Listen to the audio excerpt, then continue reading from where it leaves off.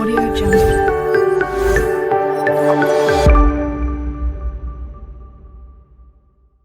नमस्कार साथियों, मैं अंकित कुमार आपका स्वागत करता हूं हमारे YouTube channel Amazon for you में। दोस्तों, उम्मीद करता हूं आपका स्वास्थ्य बिल्कुल ठीक होगा और मैं भी बिल्कुल ठीक हूं। दोस्तों, आज जो हम डिस्कस करने वाले हैं वो उस कंडीशन का नाम है एडिशन डिजीज। एडिशन डिजीज ये भी किससे रिलेट है? ये रिलेट करती है एड्रिनल ग्लैंड के डिसऑर्डर से। जैसे हमने इससे वाली वीडियो में हमने पढ़ा है क्यूसिंग सिंड्रोम और क्यूसिंग डिजीज के बारे में, जिसके अंदर क्या हो रहा था दोस्तों, हाइपर सिक्रीशन हो रहा था कॉर्टिसोलिज्म का या कॉर्टिसोल हार्मोन का, जिनको हम क्या बोलते हैं, स्टेरॉइड हार्मोन में। उसमें हमने क्या पढ़ा था? उसका हमने नॉर्मल पाथवे और उसका हाइपर सिक्रीशन पाथवे पढ़ा था, जिसमें हमने पढ़ा था एसीटीएच के बारे में और दूसरा हमने पढ़ा था सीआरएच के बारे में, जिसमें हमने उसकी नॉर्मल रेंज, कॉर्टिसोल की नॉर्मल रेंज और उसकी हमने जो उसकी लोवेस्ट रेंज होती है उसके बारे में पढ़ा था। तो दोस्तों, आज हम इसमें पढ़ने वाले हैं हाइपोसिक्रीशन ऑफ कॉर्टिसोल। मतलब क्या है? इस कंडीशन में जो आपका कॉर्टिसोल का जो लेवल है वो डिक्रीज हो जाता है, और डिक्रीज किस वजह से होता है वो इसमें हम पढ़ने वाले हैं। दूसरा, हम इसके कारण पढ़ने वाले हैं। एक इसमें हम पढ़ने वाले इसके टाइप्स, दूसरा इसमें हम पढ़ेंगे साइन एंड सिम्टम्स, और साथ में पढ़ेंगे इसके डायग्नोस्टिक इवैल्यूएशन, किस तरीके से हम इसको डायग्नोस करते हैं, किस तरीके से इस रोग को हम पहचान सकते हैं, और हमारी बॉडी के अंदर इसके किस किस जो सिम्टम्स आते हैं उनको हमें किस तरीके से पहचानना चाहिए। साथ में इसका पढ़ेंगे मैनेजमेंट, और इसका हम पढ़ेंगे साथ में डाइटरी मैनेजमेंट क्या होना चाहिए, जिससे हमारी बॉडी में इसके जो फिजियोलॉजिकल चेंजेस है उनको हम ठीक कर सकें। और इसमें बाद में हम पढ़ेंगे इसका फार्माकोलॉजिकल मैनेजमेंट, इसमें हम कौन कौन सी मेडिकेशन ले सकते हैं। तो दोस्तों, समय को ज्यादा वेस्ट ना करते हुए हम स्टार्ट करते हैं एडिशन डिजीज। एडिशन डिजीज क्या है? इसमें हमने बोला है कि इसमें हाइपोसिक्रीशन हो जाता है, hyposecretion of cortisol hormone. Cortisol hormone, यही कॉर्टिसोल हार्मोन हमारी बॉडी में कहां से रिलीज हो रहा है दोस्तों? ये कॉर्टिसोल हार्मोन हमारा रिलीज होता है जो हमारी किडनी पर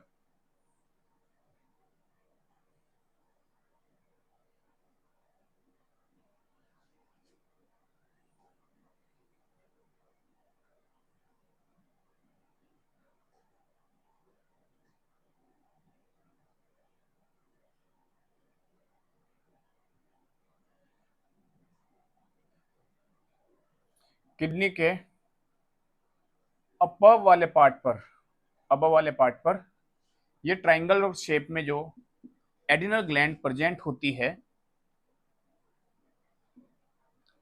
एड्रिनल ग्लैंड प्रेजेंट होती है, इसकी शेप होती है ट्रायंगुलर शेप। अगर एग्जाम में आए कि एड्रिनल ग्लैंड की जो शेप होती है वो कौन सी होती है, तो आपको मार्क करना है ट्रायंगुलर शेप। और आपसे पूछा जाए कि इसका जो कोर्टिसोल का जो हार्मोन का जो लेवल होता है बॉडी के अंदर वो कितना होता है, तो उसका जो नॉर्मल लेवल होता है 5 से 25 mg पर डीएल। साथ में इसमें हम पढ़ने वाले हैं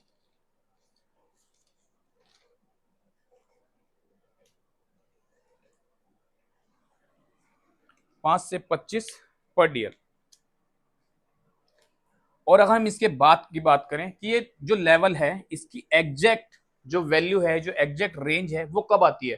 जो इसकी एग्जैक्ट रेंज है वो आती है दोस्तों मॉर्निंग में। अगर आप मॉर्निंग में अपना ब्लड सैंपल कराते हैं और कोर्टिसोल का लेवल चेक कराते हैं तो उसमें आपको ये मॉर्निंग में बेस्ट वैल्यू आपको देखने को मिलेगी। अगर इसमें हम बात करें इसकी कि ये कम कब रहता है, या हम बोल सकते हैं ये नॉर्मल वैल्यू से कम कब रहता है, तो वो बात करते हैं इसकी वैल्यू जो होती है 6 से 8 mg पर डीएल। और जो ये वैल्यू रहने वाली है ये वैल्यू रहती है एट मिडनाइट। मतलब क्या है कि मध्यरात्रि, मध्यरात्रि में ये वैल्यू कम रहने वाली है। अब हमने पढ़ा है कि ये नॉर्मल वैल्यू है बॉडी के अंदर इसकी कोर्टिसोल्स की। तो इस कंडीशन में जो हम पढ़ने वाले हैं वो हाइपोसिक्रीशन पढ़ने वाले हैं कोर्टिसोल हार्मोन का। और जो कोर्टिसोल्स का हार्मोन का जो लेवल है वो कितना कम होना चाहिए वो हम इसमें पढ़ने वाले हैं। इसका जो लेवल है दोस्तों वो 5 mg पर डीएल से नीचे देखने को मिल सकता है। कोर्टिसोल का जो लेवल है वो आपको कितना देखने को मिल सकता है? 5 mg पर DL एट मॉर्निंग में। अगर सेम टेस्ट आप वैल्यू चेक कराने के लिए मिडनाइट में अपना सैंपल भेजते हैं, अगर आप हॉस्पिटल्स में एडमिट है कोई पेशेंट, अगर आप उसका कोर्टिसोल लेवल चेक कराना चाहते हैं तो ये वैल्यू आपको मिलेगी 6 mg पर DL से डाउन। ठीक है, ये मिलेगी आपको मिडनाइट। तो इस हार्मोन की वजह से आपकी बॉडी के अंदर क्या क्या चेंजेस आएंगे, किस लिए रिस्पॉन्सिबल होता है ये हार्मोन, ये हम आगे कंडीशन में पढ़ने वाले हैं। इसके कारण क्या है, जो इसका जो लेवल है ये क्यों कम हो रहा है, इसमें हम आगे देखते हैं। तो आगे हम पढ़ने वाले हैं सबसे पहले इसके टाइप। अब इससे पहले हमने क्या पढ़ा है, हाइपोसिक्रेशन ऑफ कोर्टिसोल हार्मोन। ये इसकी क्या है डेफिनेशन आप बोल सकते हैं, और इसकी आप क्या लिख सकते हैं, वैल्यू लिख सकते हैं कि कितना कम रहने वाला है। तो हम लिख सकते हैं इसमें 5 से नीचे मॉर्निंग के टाइम में और 6 से नीचे मिडनाइट में। हमने कल इससे पहले इसमें पढ़ा था, हमने कल इसकी नॉर्मल वैल्यू सीक्रेट कहां से होता है, हमारे एड्रिनल कॉर्टेक्स के अंदर से। एड्रिनल कॉर्टेक्स हमारा क्या है, अगर आप एड्रिनल कॉर्टेक्स एड्रिनल ग्लैंड को काट करके उसके दो पार्ट करके देखते हैं, तो उसका जो बीच वाला पार्ट है, बीच में जो आपको देखने को मिल सकता है इस तरीके से, ये वाला पार्ट आप जो देखेंगे, ये वाला, ये होता है एड्रिनल मेडुला, जो सीक्रेट कर रहा था। क्या सीक्रेट कर रहा दोस्तों, ये सीक्रेट कर रहा था आपका एड्रेनालिन। आप पूरी कंप्लीट वीडियो इसमें पूरी डिटेल में जो मैंने बताया, क्यूशिंग डिजीज में बताया है कि किस तरीके से एड्रेनालिन को सीक्रेट कर रहा था हार्मोन। दूसरा मैंने जो एड्रिनल मेडुला होता है, इसका वेट के बारे में बताया था, यहां पर भी मैं बता देता हूं 0.43 ग्राम इसका वेट होने वाला है एड्रिनल मेडुला का। और जिसका कोर्टेक्स वाला पोर्शन, जो भारी हिस्सा है एड्रिनल कॉर्टेक्स, ये हमारे सीक्रेट करता है स्टेरॉइड हार्मोन, जिसमें आपके कॉर्टिकोस्टेरॉइड, मिनरल कॉर्टिकॉइड्स, या हम बोल सकते हैं कॉर्टिसोल्स हार्मोन सीक्रेट होने वाले हैं। अब बात करते हैं हम इसके टाइप्स की। इसका जो टाइप्स होने वाला है, सबसे पहले हम पढ़ने वाले हैं primary Addison disease.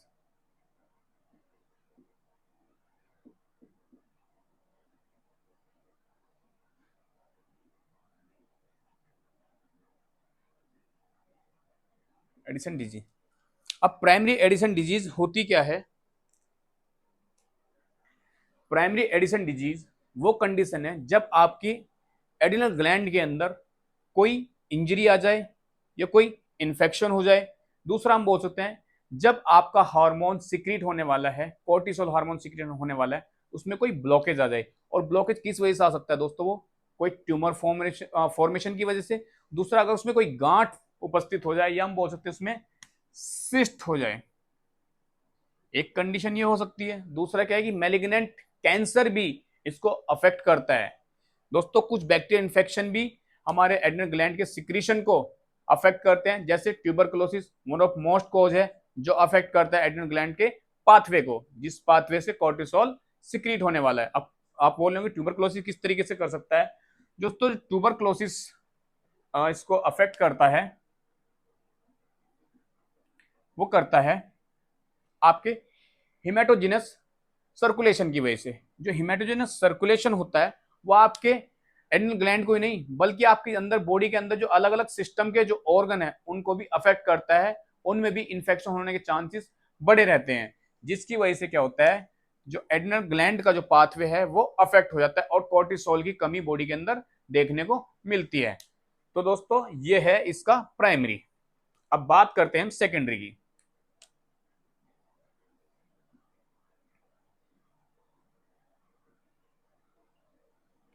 Secondary Addison disease.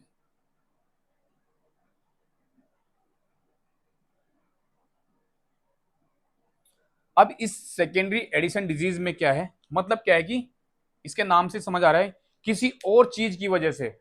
मतलब क्या है, किसी और चीज की वजह से। अब किसी कौन सी दूसरी चीज है, वो दूसरी चीज है दोस्तों आपके हार्मोन डिसबैलेंस। अब हार्मोन डिसबैलेंस किस वजह से हो सकते हैं, मान लो कि आपके ब्रेन के अंदर एक पार्ट है हमारा हाइपोथैलेमस, जिसको हम क्या बोलते हैं कि ये सिक्रीट करता है हमारे सीआरएच को, और सीआरएच क्या होता है, cortico releasing hormone, corticotropin releasing hormone, और वो जाके सिग्नल देता है आपके पिट्यूटरी ग्लैंड को। इस तरीके से एक फ्लो चार्ट छोटा सा हम देख लेते हैं। आपकी बॉडी में क्या है,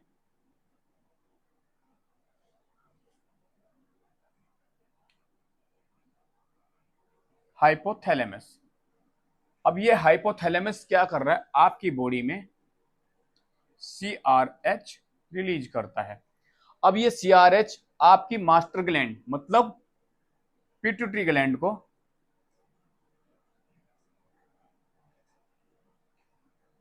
सिग्नल दे रहा है, मैसेज दे रहा है कि आप क्या करें, एसीटीएच को रिलीज करें। तो ये यहां से एसीटीएच रिलीज कर देगा। अब एसीटीएच क्या है, adrenocorticotropic corticotropic releasing sorry hormone. इसको मैं लिख देता हूं, sorry for inconvenience, adrenocorticotropin hormone, corticotropin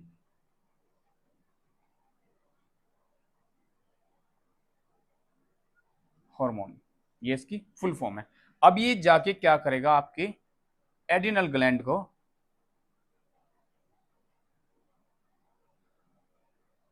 message देगा कि बॉडी को किसकी जरूरत है, आपके स्टेरॉइड हार्मोन की जरूरत है, उसको आप रिलीज कर दीजिए। तो यही एड्रिनल ग्लैंड आपकी एड्रिनल कॉर्टेक्स में से कोर्टिसोल को रिलीज कर देता है। पर अगर कहीं ना कहीं हाइपोथैलेमस में ही प्रॉब्लम आ जाए, अगर आपके हाइपोथैलेमस में ही कोई प्रॉब्लम आ जाए, तो क्या सीआरएच का सिक्रीशन हो पाएगा? अरे हो पाएगा, नहीं हो पाएगा। तो सीआरएच का सिक्रीशन नहीं हो पाएगा, हो सकता है कि कोई हाइपोथैलेमस का एडिनोमा फॉर्म हो गया हो, एडिनोमा फॉर्मेशन हो सकता है। तो सारी बात ही खत्म है यहां पर। तो क्या हो गया, इसके जो सराउंडिंग हेल्दी टिश्यू है उनमें कोई एडिनोमा फॉर्मेशन हो गया। तो उस कंडीशन में क्या होगा, या तो ये सीआरएच को कम रिलीज करेगा या बिल्कुल भी सीआरएच को रिलीज नहीं करेगा। अब सीआरएच को जब रिलीज नहीं करेगा तो आपकी जो मास्टर ग्लैंड है,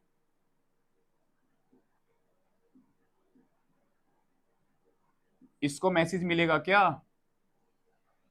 अरे इसको मैसेज मिलेगा क्या, जब एडिनोमा का फॉर्मेशन हो गया है हाइपोथैलेमस में और सीआरएच को वो रिलीज नहीं कर रहा है, तो मास्टर ग्लैंड को मैसेज मिलेगा क्या?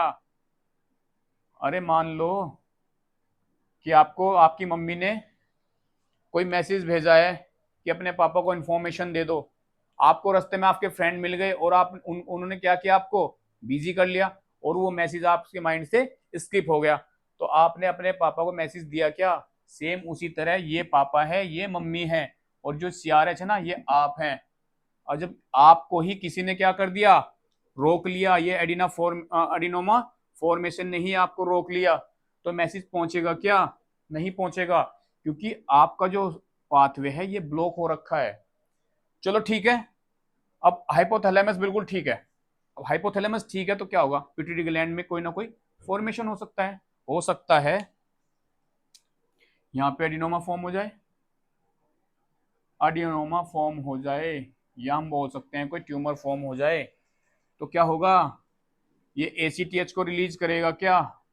नहीं करेगा। क्यों नहीं करेगा? क्योंकि काम तो यही कर रहा है भाई, पिट्यूटरी ग्लैंड, क्योंकि इसको तो मैसेज दे दिया, सीआरएच ने अपना काम कर दिया।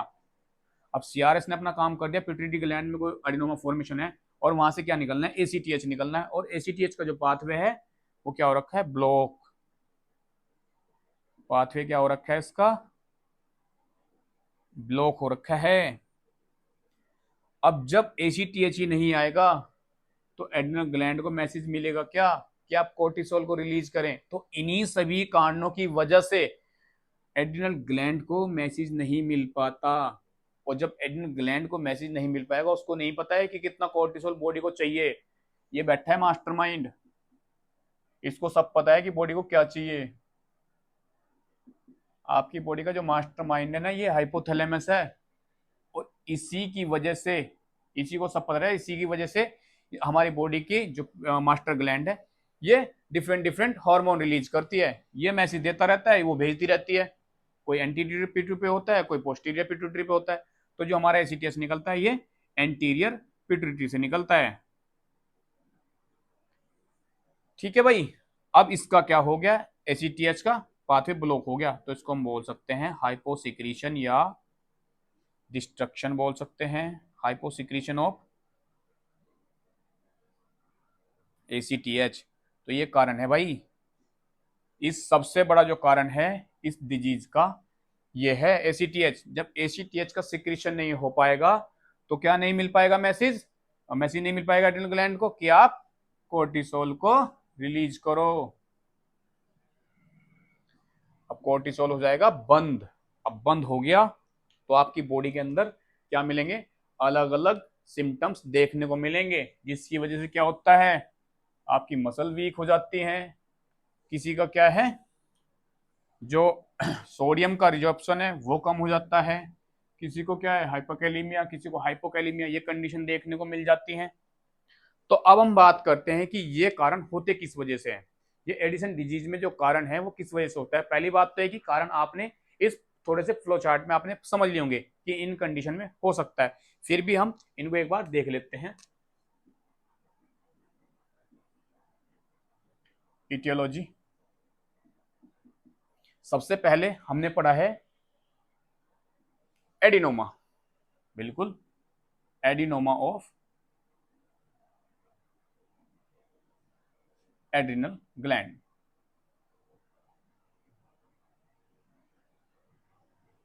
सेम ऐसे ही एडिनोमा ऑफ हाइपोथैलेमस,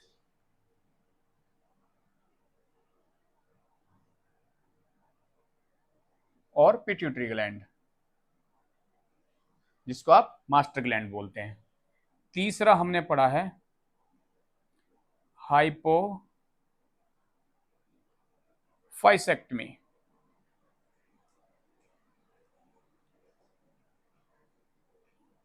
हाइपोफाइसेक्टमी, हाइपोफाइसेक्टमी का मतलब होता है कि अगर आपकी पिट्यूटरी ग्लैंड को ही रिमूव कर दिया है किसी कारण के, किसी कारण से पिट्यूटरी ग्लैंड को, हो सकता है कि क्यूशिंग डिजीज जो हमने इससे पहले वाली वीडियो में पढ़ी है उसकी, उसमें क्या हो रहा था, हाइपर सिक्रीशन हो रहा था। हाइपर सिक्रीशन किस वजह से होता है, हो सकता है कि भाई बॉडी ज्यादा डिमांड कर रही है और जल्दी जल्दी क्या सिग्नल मिल रहे हैं, तो हार्मोनल डिसबैलेंस की वजह से, और पिट्यूटरी ज्यादा सिक्रीट कर रही है एसीटीएच को, हो सकता है उसके अंदर कोई ट्यूमर फॉर्म हुआ, उसकी जो सेल्स हैं वो ज्यादा ओवर ग्रोथ कर गई हो, तो उस कंडीशन में क्या है, पिट्यूटरी ग्लैंड को ही रिमूव कर दिया, तो उसको हम बोल सकते हैं हाइपोफाइसेक्टमी।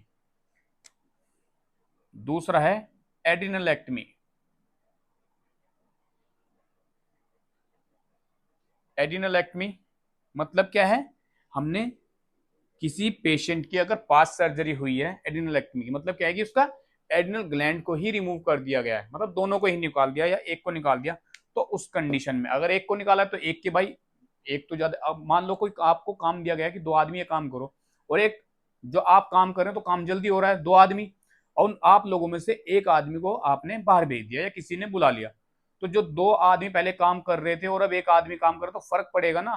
तो वही यहाँ पे क्या है कि आपकी बॉडी में कोर्टिसोल की थोड़ी कमी हो जाएगी, यहाँ पे कोर्टिसोल डिक्रीज हो जाएगा अगर पार्शियल, या हम बोल सकते हैं उसको यूनिलेटरल एड्रिनलेक्टमी हुई है।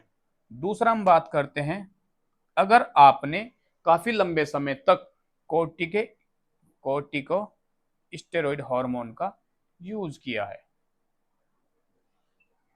स्टेरॉइड हार्मोन का यूज किया है, ये हो सकता है, बिल्कुल हो सकता है।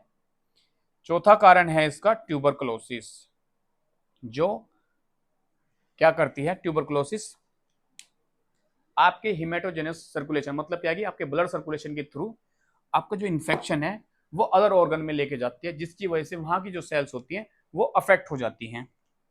अब बात करते हैं इन्फेक्शन ऑफ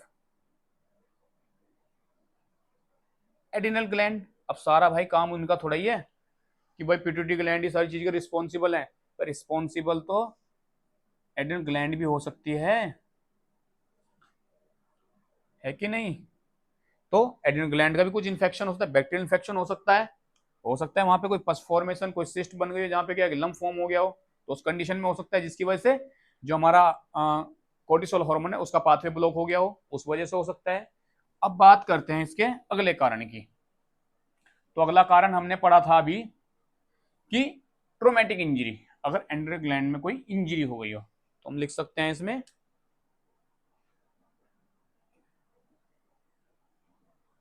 ट्रोमेटिक इंजरी, ये भी एक कारण है।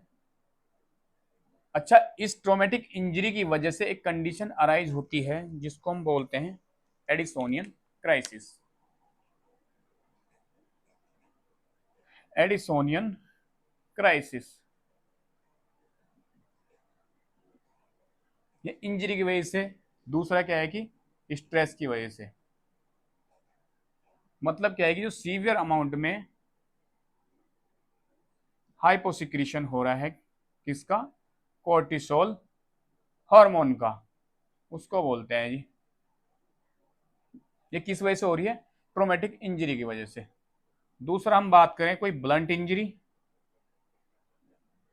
अगर पेशेंट को है, किसी ने क्या है कि नाइफ पेट में घुसा दिया, उसको बोल सकते हैं किसी शार्प ऑब्जेक्ट से अगर किसी को क्या है कि कट लग गया।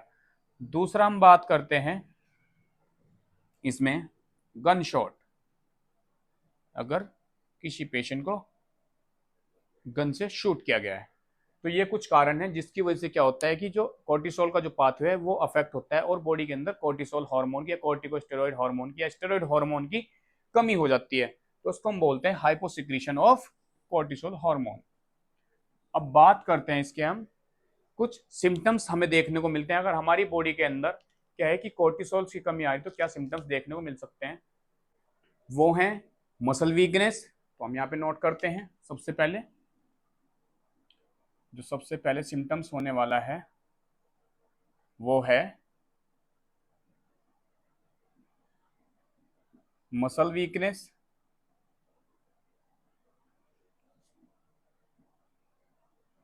दूसरा इसमें होने वाला है दोस्तों वेट लॉस, दूसरा इसमें क्या होगा, वेट लॉस होगा।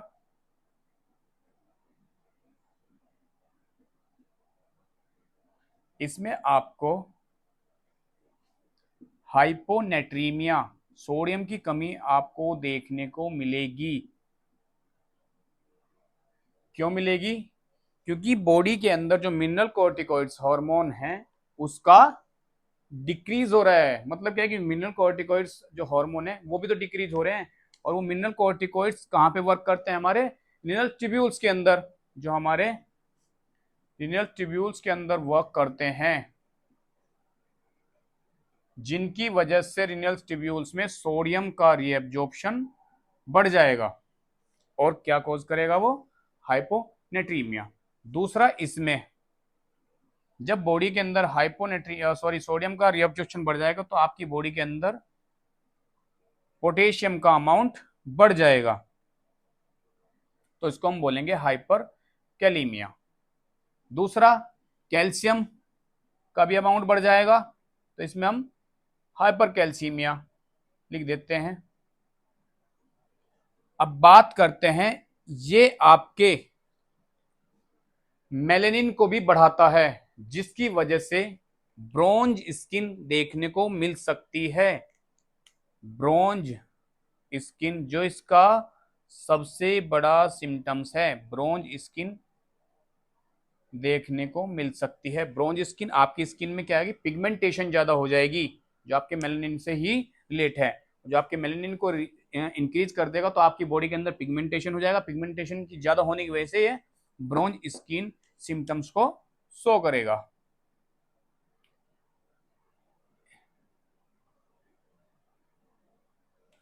इसके बाद दोस्तों इसमें एक और सिम्टम्स आने वाला है जिसको हम बोलते हैं आपका बीपी भी कम हो सकता है। इसमें बीपी, पेशेंट का बीपी है जो वो कम हो जाएगा, जिसको हम बोलते हैं हाइपोटेंशन। अब ये हो क्यों रहा है, क्योंकि ये क्या कर रहा है, ये एंजियोटेंसिन सेकंड को भी अफेक्ट करता है। एंजियोटेंसिन सब्सटेंस को भी, जो हमारे ब्लड के अंदर एंजियोटेंसिन सब्सटेंस होता है उसको क्या करता है, ये अफेक्ट करता है,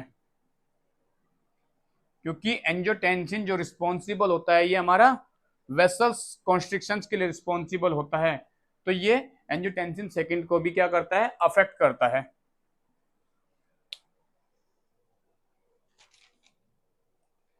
इसके बाद आपको मेंसेस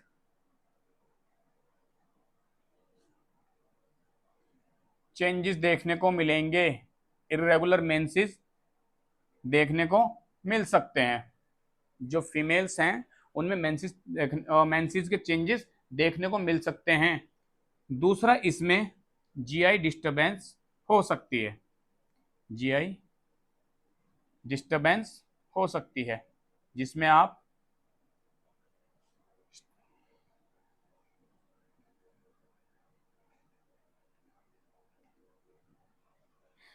फीलिंग ऑफ फुलनेस देखने को मिलेगा जीआई में।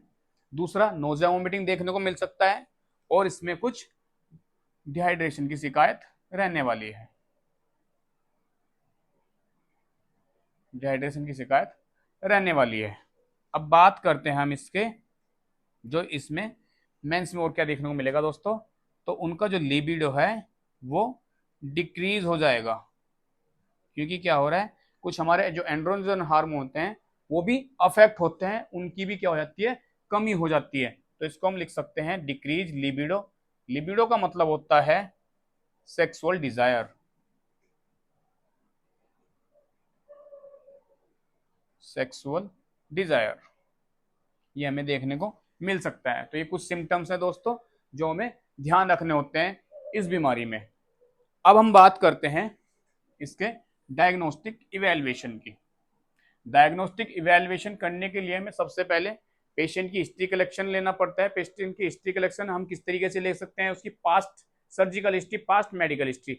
मेडिकल हिस्ट्री में अगर पेशेंट कोई ग्लूकोकॉर्टिकॉइड या मिनरल कॉर्टिकॉइड या कोई स्टेरॉइड टैबलेट या किसी इंजेक्टेबल फॉर्म में कोई स्टेरॉइड का यूज कर रहा है, ये हिस्ट्री हो गई मेडिकल की। सर्जिकल हिस्ट्री हम कलेक्ट कर सकते हैं दोस्तों, अगर पेशेंट को कोई मेलिग्नेंसी है, मतलब क्या है कि कैंसर फॉर्मेशन हुआ था, कोई उससे रिलेटेड कोई सर्जरी हुई है, मीन्स कि आपके क्या है कि कोई एड्रेनल ग्लैंड से रिलेटेड कोई ट्यूमर फॉर्म होता है, उसकी सर्जरी हुई है।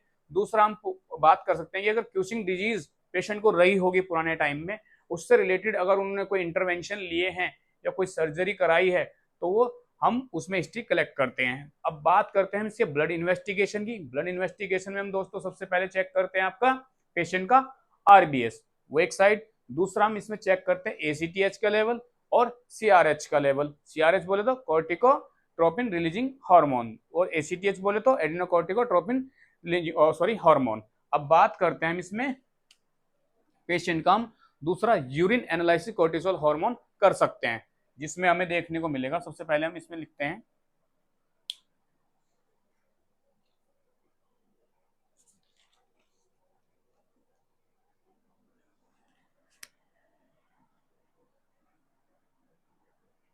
हिस्ट्री कलेक्शन, ये हम डायग्नोस्टिक इवैल्यूएशन में पढ़ रहे हैं। फिर हमें पढ़ेंगे इसमें फिजिकल एग्जामिनेशन करना है। फिजिकल एग्जामिनेशन में आप क्या चेक करेंगे दोस्तों, पेशेंट की स्किन, स्किन का कलर चेक करेंगे, जिसमें आपको पिगमेंटेशन बढ़ी हुई नजर आ सकती है, तो स्किन कलर चेक करेंगे, जिसको हम इंस्पेक्शन बोलते हैं। दूसरा, हम देखेंगे पेशेंट की मसल्स किस तरीके की है, तो उसमें वीकनेस आपको देखने को मिल सकती है। पसंद पेशेंट का आप वेट मॉनिटर कर सकते हैं, पेशेंट की आप वाइटल साइन चेक कर सकते हैं, जिसमें आपको बीपी जो है वो डिक्रीज मिलेगा, तो इसमें बीपी आपको डिक्रीज मिलेगा, जिसको हम बोलते हैं हाइपोटेंशन। पेशेंट के आप मसल वीकनेस मिलेगी।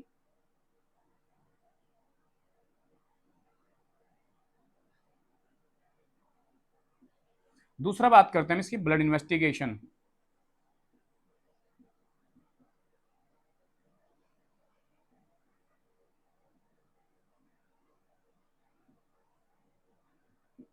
ब्लड इन्वेस्टिगेशन में आप क्या चेक कर रहे हैं, पेशेंट का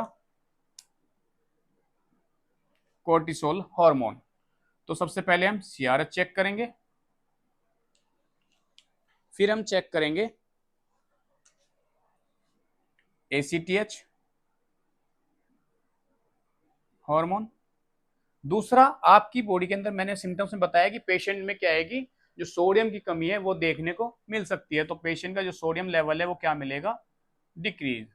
और पेशेंट का पोटेशियम लेवल आपको इंक्रीज मिलेगा और साथ में कैल्शियम भी बढ़ा हुआ नजर आने वाला है।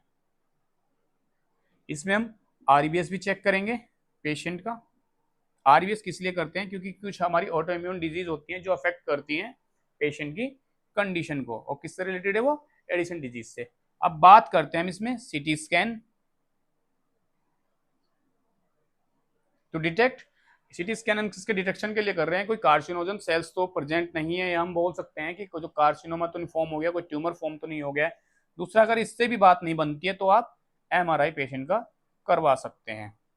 साथ में आप पेशेंट का क्या चेक करेंगे? Urine analysis. तो ये कुछ जांचें हैं जो पेशेंट को करानी होती हैं, जिसकी वजह से क्या है कि ये कंफर्म हो जाता है कि पेशेंट को क्या एडिशन डिजीज है या नहीं है। अगर है तो कौन से टाइप की है, प्राइमरी है या सेकंड है। तो दोस्तों अब इसके बात करते हैं हम इसमें मैनेजमेंट की, जो बहुत ही इंपॉर्टेंट होने वाला है।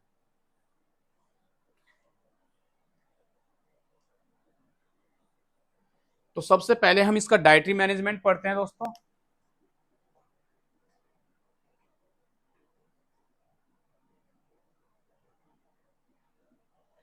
सबसे पहले इसका जो डाइटरी मैनेजमेंट होने वाला है वो है,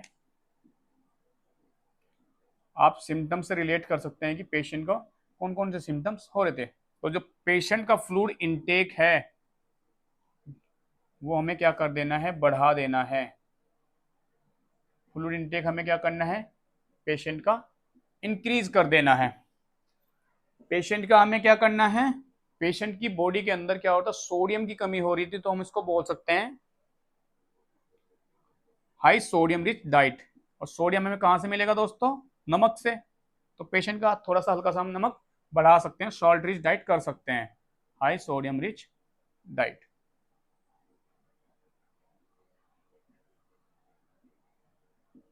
ये देखने को ये हम पेशेंट को प्रिस्क्राइब करते हैं। दूसरा जो पेशेंट का है, ओरल फ्लूइड इनटेक हम बढ़ा देंगे। ओरल इनटेक जिसको हम क्या कह रहे हैं? आप लिक्विड डाइट।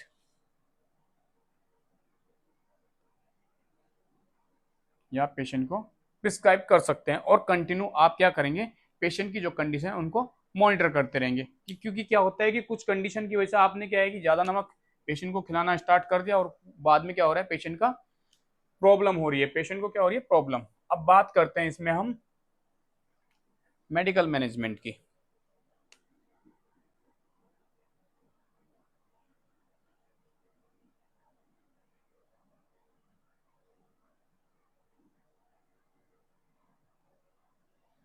मेडिकल मैनेजमेंट जो होने वाला है इसका फर्स्ट, सबसे पहले क्या किसकी कमी हो रही है पेशेंट के अंदर? कॉर्टिकोस्टेरॉइड हार्मोन की। तो सबसे पहले में क्या देना है पेशेंट को?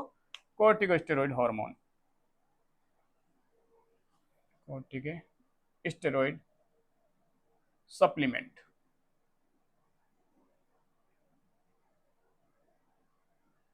ये आपने पेशेंट को देने हैं, और ये देने के साथ साथ हमें क्या करना है?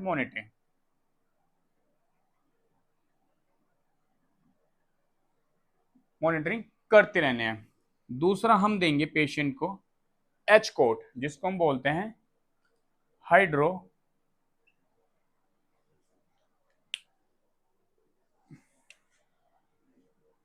हाइड्रोकोर्टिसोन।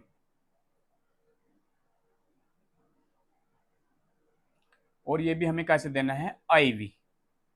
प्लस इसे आप डायरेक्ट भी दे सकते हैं और